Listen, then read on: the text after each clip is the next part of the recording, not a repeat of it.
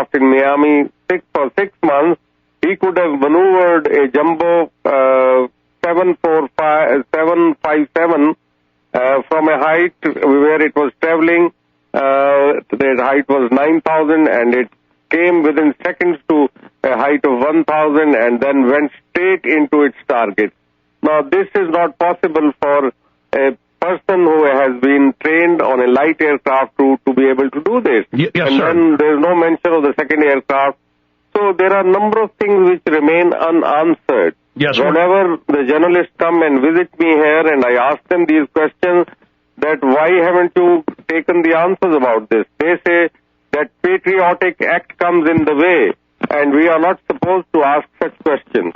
General, we are talking to General Hamid Goul, the former head of Pakistani ISI during the key period fighting the Russians. He was also, before he was the head of ISI, one of the chiefs, according to our media, running operations against the Russians, and of course working with the United States closely, as well as the Saudi Arabians and the British. If that's incorrect, correct me. General Goul, what are the motives? We have PNAC with Dick Cheney saying they need a Pearl Harbor event. We have 44,000 U.S. troops massing in Tajikistan and Uzbekistan in the days before 9/11. We have Bush on September 10th, Newsweek reported, ordering the launch of attacks the next week.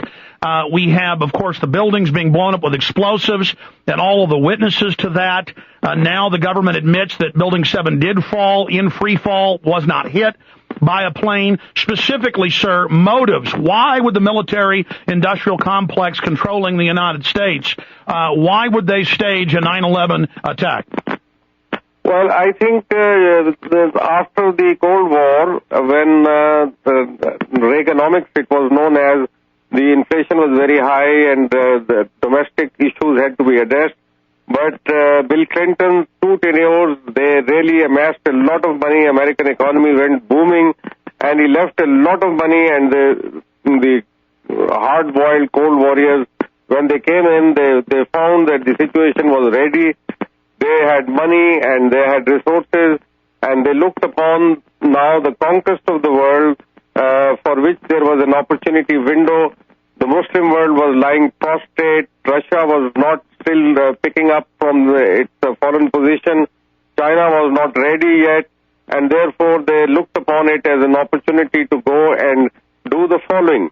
And in this, I'm a soldier, and I know that there has to be a single aim, but they mixed up the aims and they have botched up everything.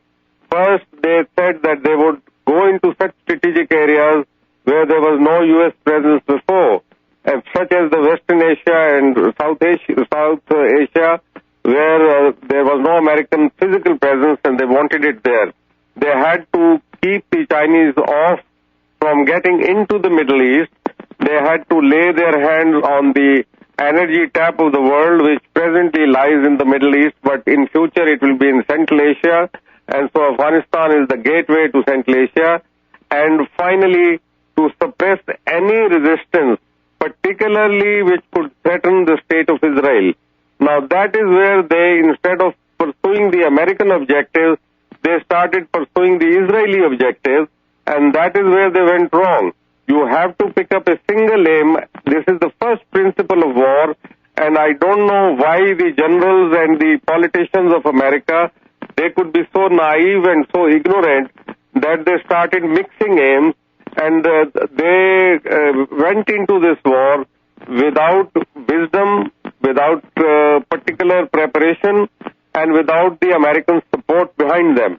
Because if they had gone to vote and asked for support from the American people, they would have never given this support.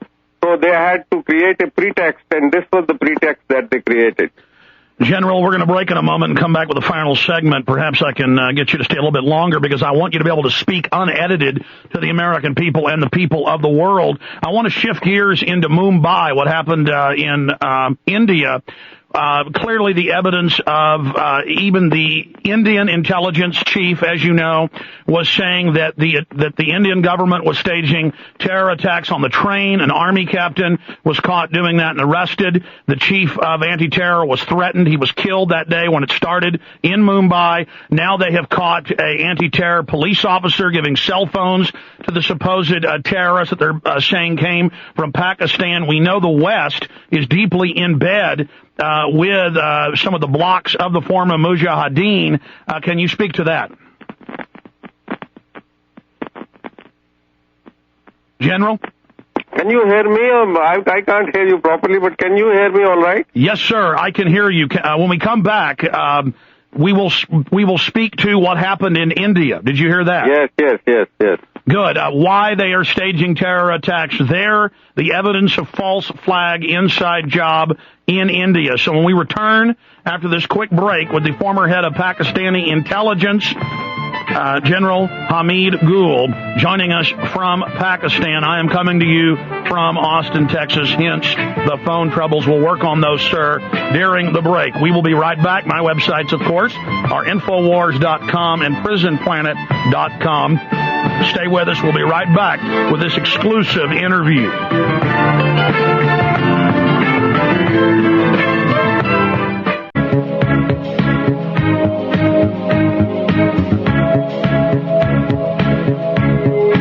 Everybody knows that the dice are loaded. Everybody rolls with their fingers crossed. Everybody knows the war is over. Everybody knows the good guys lost. We are back live. It is December 9th, 2008. General Hamid Goul, one of the most famous members of and commanders of Pakistani intelligence, who worked with the United States in the whole operation against the Russians, was the commander of those operations, is our guest with us graciously until 40 after. General, not wasting any more time, I listed earlier the fact that Indian intelligence captains in the Army have been caught in India staging bombings. That's Indian news. That Indian intelligence and police have been caught giving cell phones to the supposed shooters. The police stood down, and only the anti-terror commanders that had said that India was staging terror, they were killed in the initiation of the attacks in Mumbai. That's some of the evidence of Mumbai being an inside job. Namely, why do you believe Mumbai is a staged event 2 weeks ago, A, and B, what is the motive?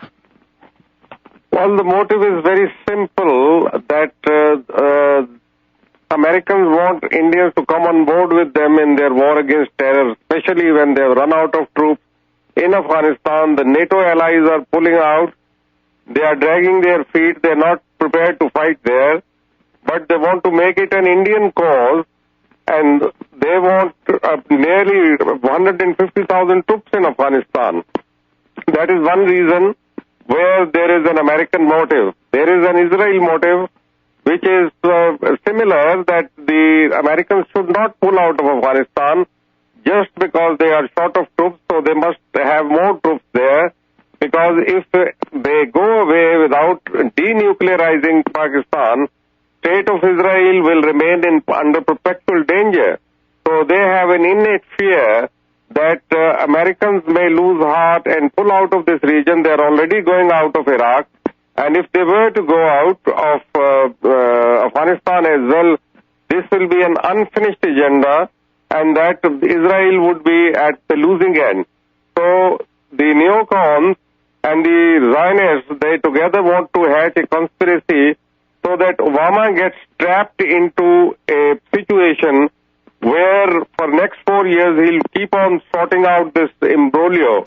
As far as the ability is concerned, which is the other element, can you imagine that people traveling from Karachi in 2 rickety boats, they can travel all the way to Bombay and then go into action immediately and fight a battle for 72 hours, and there are just 10 of them, and in each group there were 2.